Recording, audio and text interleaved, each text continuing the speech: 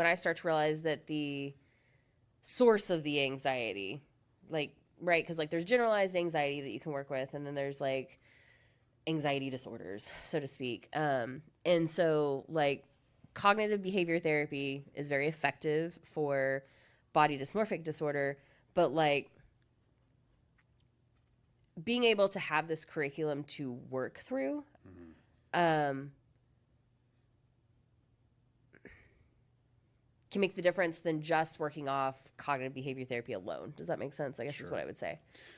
Yeah, sometimes having a structured, especially when I want to be gentle about this and charitable, but like when it's distorted thinking, Yes.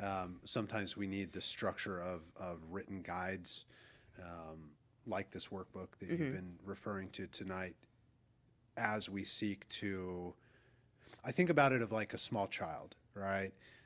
That when they're like 4 to 5, they're going to be seeking that independence, where they need mom as a base, Right. Yeah. right?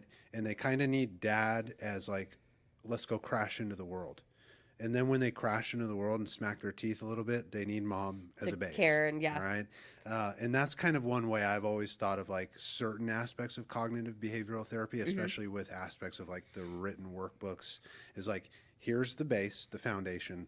Go try the behavior. If you're confused or it wasn't quite working, you smacked your teeth a little bit, come back to the foundation, right? And that's where CBT with some of these distorted thinking Yes. aspects can be really helpful, Yes. right?